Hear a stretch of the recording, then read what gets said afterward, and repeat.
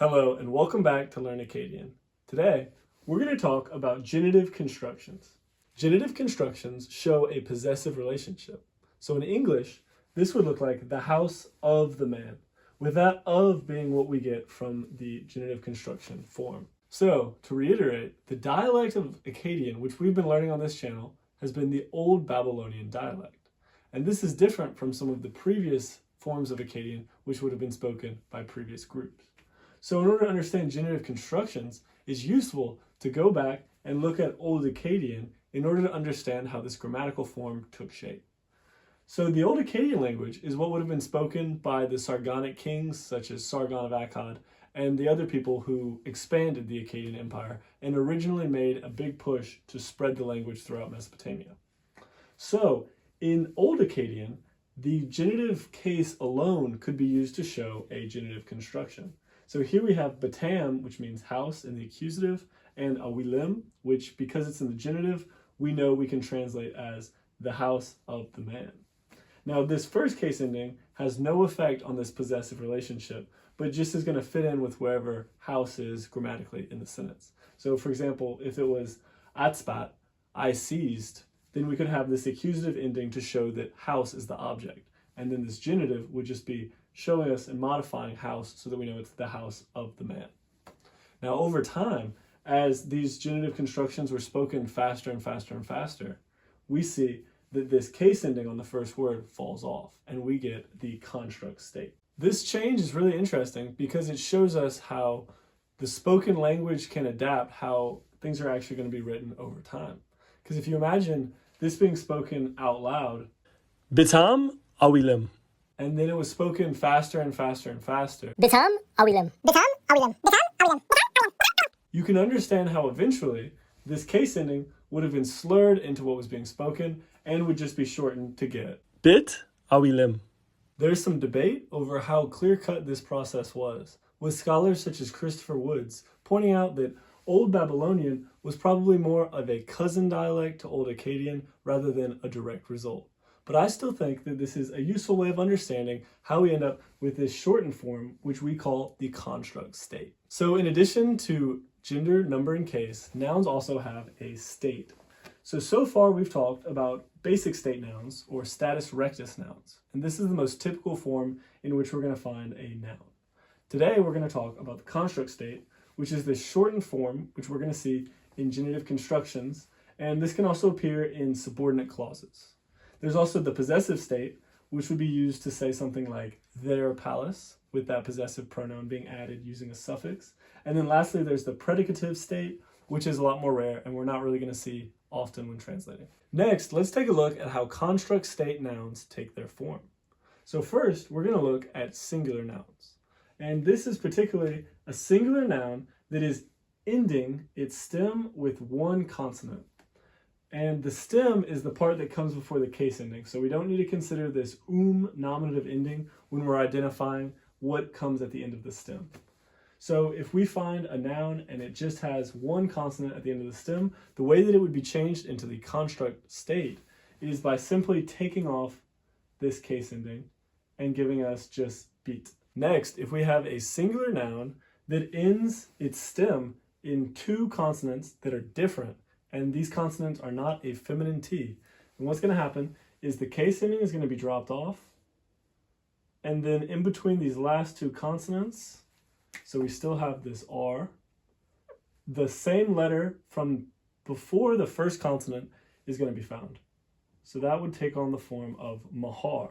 Now to give you a second example, this would also drop the case ending, and between this P and R, we would find the letter before the first consonants, which would be an I, to get shapir.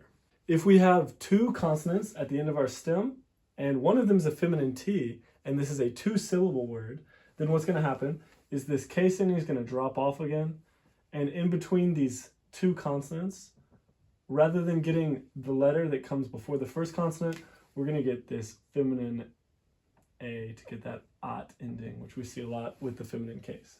Now this is going to happen here by dropping this case ending, and between the sheen and the T, we're again going to have an A inserted to get rimat and kishat. Now, if we have a two-syllable word and it ends with identical consonants, what's going to happen is the case ending is going to be dropped off, and then we would find just an I added to the end. And it would be a short I, which is important because we're going to see a long I appear in certain forms for plural nouns. So here, the case ending drops, and because of that double consonant, which is identical, we're going to see this I added. And it's important to note too, this only happens for two-syllable words. So shamum, two syllables, so we're going to see this I added to the end. Now for a three-syllable word, when it has two consonants ending the stem, what we're going to see is the case ending is going to be dropped, but this second consonant is also going to be dropped. So for kunakum, we would expect to see kanuk for the construct state. If the verb stem ends in a vowel, then it's going to stay the exact same, although this is slightly irregular, so you may see the mamation dropped off to give us just kusu. The construct state for plural nouns is relatively straightforward. For masculine plural nouns, the ending is going to remain the exact same. So here I have kalbu, which means dogs in the plural, and we have this nominative plural ending, and if this was found in the construct state, it would look completely identical. Here we have tsini, which means flock of goats, again with a plural ending, and here we have the genitive ending, and if this was placed into the construct state, it would look exactly the same. Now for the feminine plural noun, we have bitatum, which although bitum is masculine in the singular, when it's placed into the plural, it takes on that feminine gender, which we can see from this long A and T added before our case ending. So in order to change this into the construct state, all we'd have to do is drop off the case ending, and we have bitat, which is a plural feminine construct state. So to better understand how genitive constructions work, let's look at an example sentence. So to run through vocab, katatum means hands, nishi means people. This comes from the verb sharakum, which means to steal, and we see based off this I and a long A that this has a third person feminine plural subject, and it's in the preterite form based off the paradigm which the root letters are following. Nitzirti comes from the word treasure, nitzirtum, and ikalim means palace. So, to translate, we have this AT without any sort of case ending, so we can identify that this is in the construct state. And based off this genitive plural case ending, we can identify that together these form a genitive construction.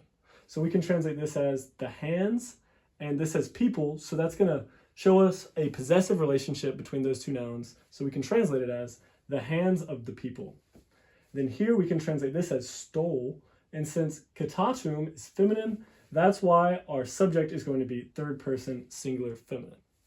Now here we have nitzirti ikalim, and we can identify based off this ending that since we have a three-syllable feminine ending root, we've added the I, so nitzirti is in the construct state, and ikalim has a genitive case ending, so this is showing that we have a genitive construction, showing that it is the treasure of the palace. So altogether, we can translate this sentence as the hands of the people stole the treasure of the palace. Now, I hope today's episode made sense, because I know with the number of rules we have for forming the construct state, things can seem a little bit overwhelming at first. But it's important to remember that when we're looking at the construct state and at genitive constructions, we're not having to form these nouns, we're just having to identify them. So for the most part, as a rule of thumb, if you see a shortened noun form and you see a genitive noun following immediately after, this is likely a genitive construct. So this is sometimes hard to identify when we have something that is a plural masculine and it has that same ending as if it was just a typical status rectus basic state noun. But it's very uncommon for a noun just to show up in the genitive case ending without having a preceding preposition. So a lot of times just by identifying a noun that has a genitive case ending and no preceding preposition, we know that we should look for a shortened form in order to find a genitive construct. So thanks for watching and happy translating.